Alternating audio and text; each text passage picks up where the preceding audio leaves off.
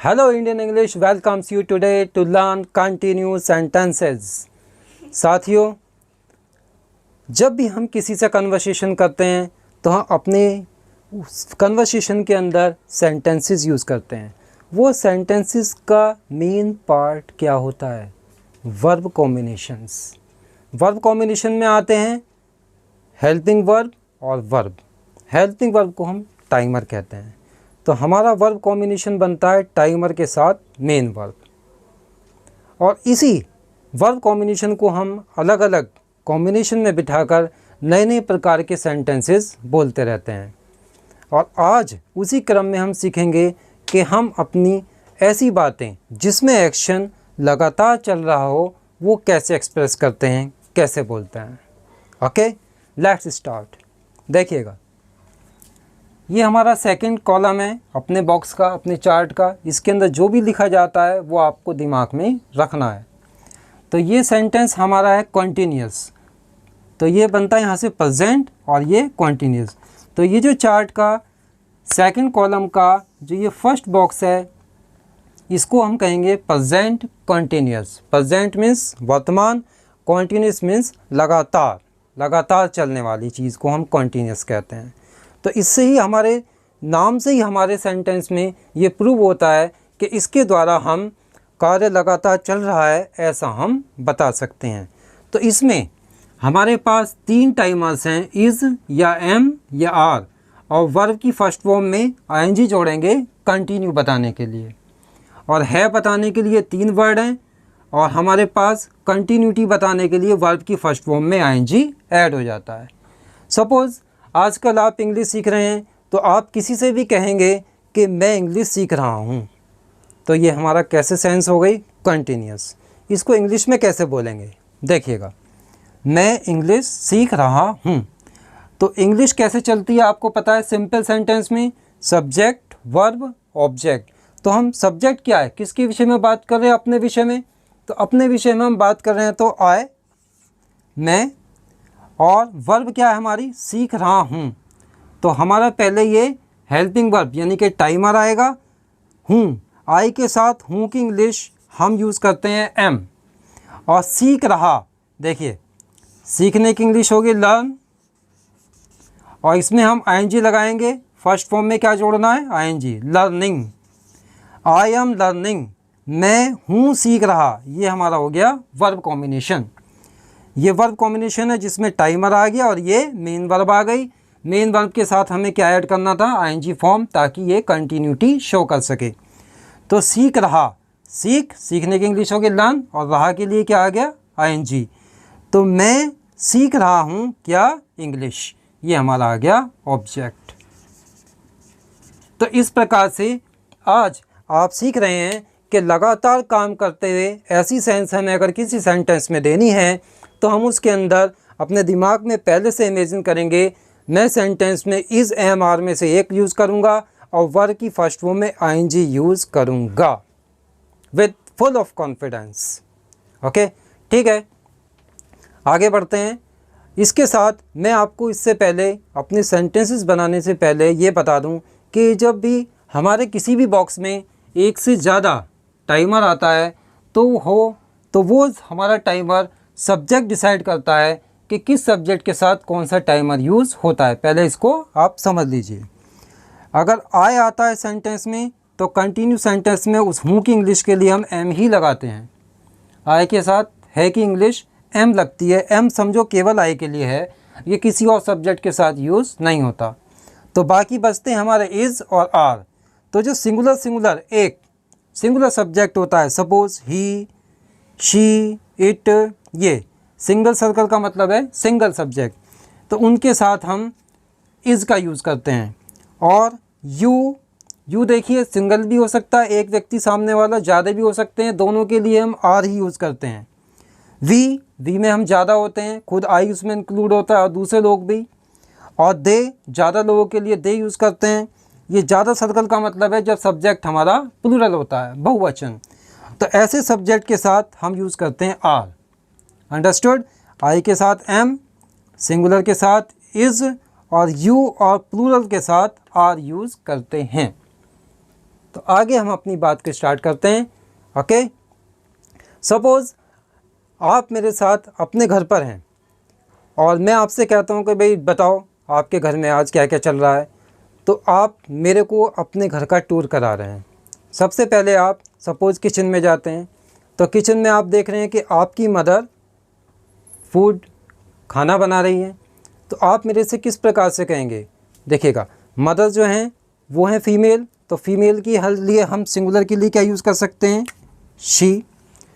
तो देखिए वह खाना बना रही हैं, तो आप ये बात मेरे को कैसे बताएंगे? तो फीमेल के लिए हम यूज़ करेंगे शी। तो आप हमारे मेरे को किस प्रकार से बोलेंगे ये सेंटेंस? शी। और सिंगुलर के लिए हम क्या यूज़ करेंगे? Timer is, she is. और बना रही, बनाने की इंग्लिश होती है कुक, और रही के लिए उसमें क्या जुड़ जाएगा? रही के लिए उसमें क्या ऐड हो जाएगा? ING form.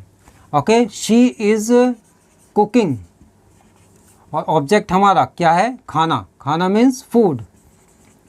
बना रही हैं, क्या बना रही हैं? खाना।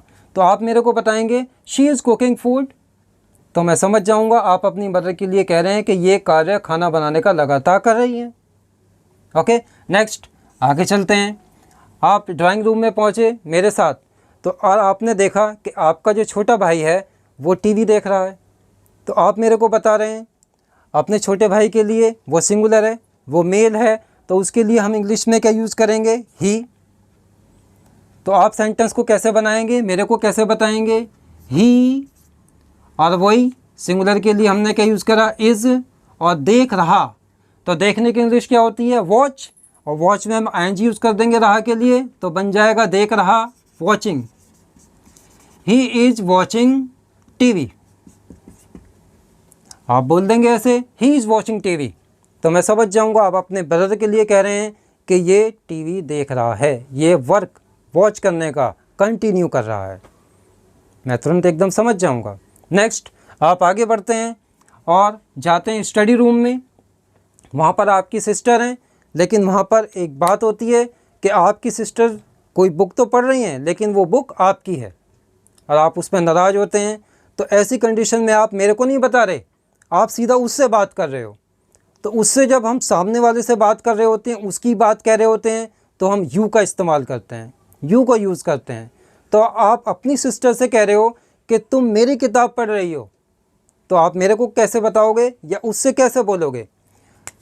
तो जब हम सामने वाले के लिए बोलते हैं तो वो यू होता है, और यू के साथ हम है कि इंग्लिश क्या लगाते हैं कंटिन्यू में? देखिए यू के साथ लगाते हैं आर, तो यहाँ पर आर आ जाएगा, यू आर। और पढ़ रही, पढ़ने की इंग्लिश आपको अच्छे से पता है, रीड, और उसमें लगाएंगे आईएनजी कंटिन्यूटी शो करने के लिए, रही। तुम पढ़ रही हो, क्या ऑब्जेक्ट क्या बचा? मेरी किताब, my book. You are reading my book. तो ये सेंटेंस आपने मेरे से नहीं बोला, सीधा अपनी सिस्टर को बोला है, इसलिए वो सामने वाली है आपके लिए क्या लगी? आपके लिए यू लगी। हर व्यक्ति सामने वाले की जब बात करते हैं तो हम उसको यू कहते हैं, और कंटिन्यू में यू के साथ आर होता है। नेक्स्ट, सपोज मैं आपके पास किसी और दिन जाता हूँ और आपके वहाँ पर पार्टी चल रही है और आप सब पार्टी का एंजॉय कर रहे हो, और मेरे से आप कैसे बताओगे कि हम पार्टी का एंजॉय कर रहे हैं, पार्टी का आनंद ले रहे हैं? तो देखिएगा आप सब हम के लिए आप क्या बोलोगे? वी। और वी क्या है? वी भी प्लूरल है, देखिएगा।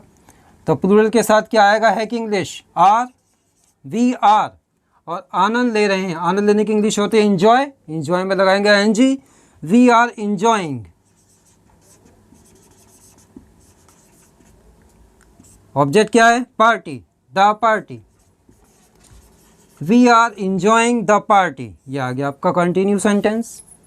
तो आपने मेरे को क्या एक्सप्रेशन दिया? आपने बताया कि ये एंजॉय करने का एक्शन हम लगातार कर रहे हैं, मैं समझ जाऊंगा तुरंत। ओके, नेक्स्ट, ये नहीं कि हम घर के अंदर की बात करते रहेंगे, घर के बाहर चलेंगे। सपोज आप घर से बाहर गए और आपके एक रोड है, वो रोड पर काफ़ी गड्ढे हैं और उसमें पिट्स हैं काफ़ी सारे। आप काफ़ी दिन से चाह रहे हैं कि ये रोड ठीक हो, तो आप देख रहे हैं कि कुछ मज़दूर लोग उस रोड को रिपेयर कर रहे हैं। तो आप कैसे बताएंगे मेरे को? तो आप बताएंगे कि मज़दूर सड़क की मरम्मत कर रहे हैं, क्योंकि वो कार्य लगातार चल रहा है। स्टार्ट हो गया लेकिन ख़त्म नहीं हुआ, अभी बीच में है, तो उसके लिए हम कंटिन्यू सेंटेंस यूज़ करते हैं, कार्य अभी जारी है। तो मज़दूर सड़क की मरम्मत कर रहे हैं, कौन?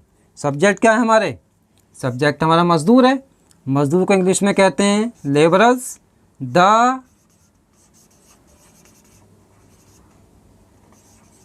द लेबरर्स, LABOURER, लेबर एक मज़दूर के लिए आता, और चूँकि मज़दूर की सेंस ज़्यादा है, रहे हैं, तो इसलिए यहाँ पर S यूज़ किया गया है। द लेबरर्स, और टाइमर क्या आएगा प्रेजेंट के लिए, क्योंकि ये प्लूरल हो गया, इसके साथ भी आर आएगा। द लेबरर्स आर, और मरम्मत कर रहे, मरम्मत करने की इंग्लिश आपको पता है रिपेयर। रिपेयर में लगेगा ING कंटिन्यूटी के लिए। द लेबरर्स आर रिपेयरिंग, मजदूर मरम्मत कर रहे हैं किसकी? सड़क की। द रोड, ये ऑब्जेक्ट हो गया। अंडरस्टूड? That's very easy. तो अब आपके पास फुल ऑफ कॉन्फिडेंस एक एक्सप्रेशन बताने के लिए आज और ऐड हो गया कि जब भी कंटिन्यू कोई बात चल रही होती है तो हम उसके अंदर प्रेजेंट की सेंस देने के लिए इज़ या एम या आर में से यूज़ करते हैं, और उसके साथ वर्ब की फर्स्ट फॉर्म में ING ऐड करते हैं। तो ये कॉम्बिनेशन हमें बता देता है कि सेंटेंस में जो एक्शन है लगातार चल रहा है। ओके, सपोज मैं आपसे बात करना चाहूँ तो मैं आपको पढ़ा रहा हूँ, तो मैं कैसे बोलूँगा? अपने लिए मैं आई बोलूँगा, आई एम टीचिंग यू, मैं तुमको पढ़ा रहा हूँ। अंडरस्टूड?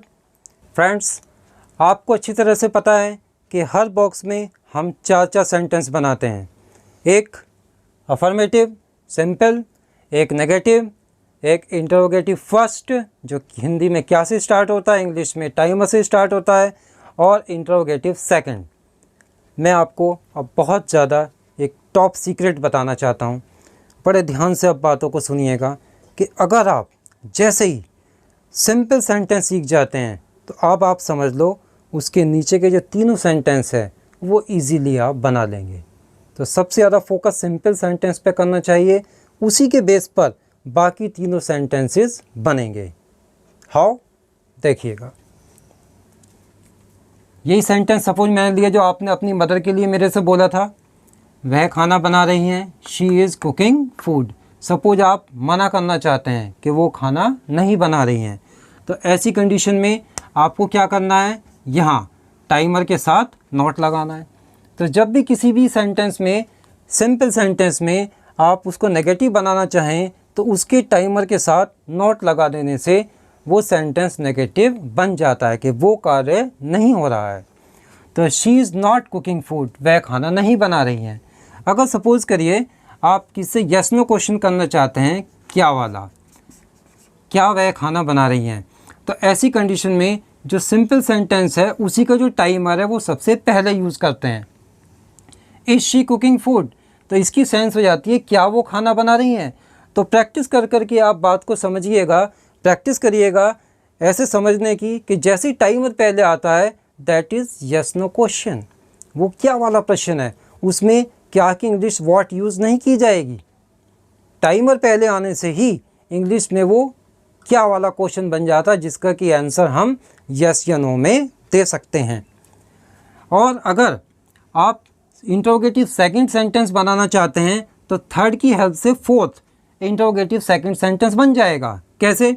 उस टाइमर से पहले कोई भी क्वेश्चन वर्ड यूज़ कर लीजिए। सपोज हमने प्लेस जानने के लिए वेयर यूज़ कर लिया, वेयर देखिएगा इज़ शी कुकिंग फूड, अब इसकी सेंस होगी वह खाना कहाँ बना रही है।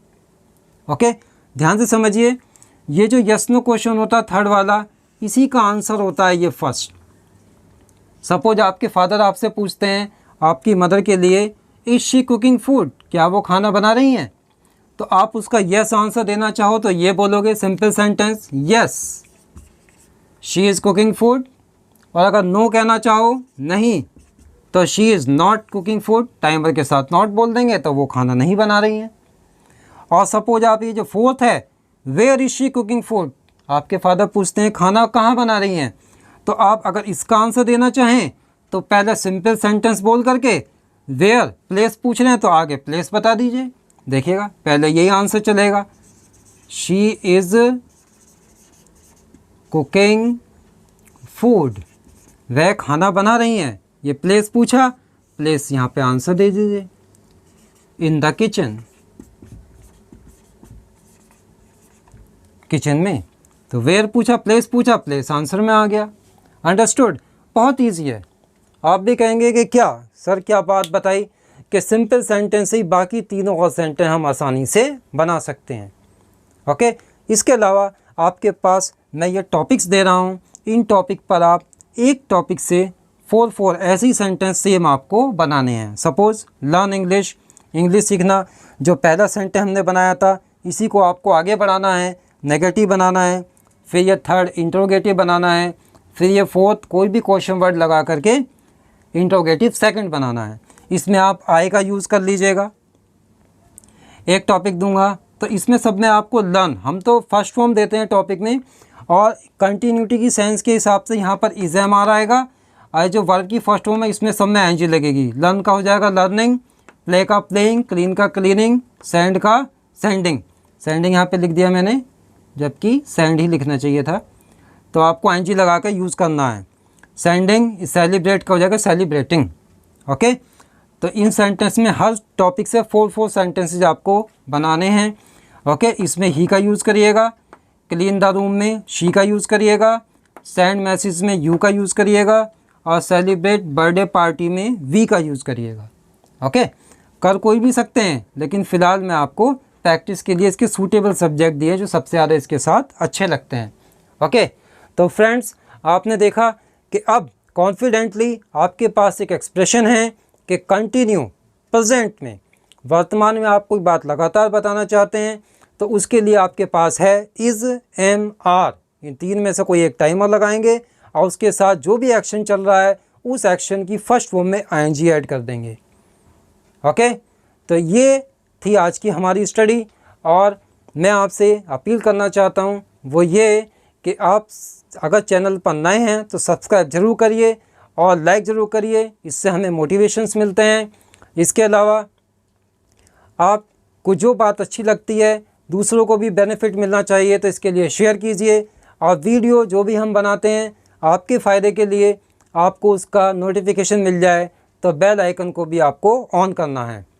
ओके, तो इतना आप सपोर्ट करिए, इतनी हम आपसे केवल डिमांड करते हैं। और जो भी है आगे नेक्स्ट हम पास्ट कंटिन्यूस सिखाएंगे, फिर फ्यूचर कंटिन्यूस सिखाएंगे, तो आप हमसे कंटिन्यू जुड़े रहिए। आपको एक से एक ज़्यादा इंग्लिश के सीक्रेट्स मिलेंगे, और बहुत इजी स्टाइल में और बिल्कुल प्रैक्टिकल स्टाइल में। ये नहीं कि ये सिस्टम कोई रटने वाला है, ये रटने रटाने वाला सिस्टम नहीं है। इससे आप एक्चुअली वास्तव में इंग्लिश सीखेंगे और कभी भी भूलेंगे नहीं। Okay, best of luck, thanks a lot.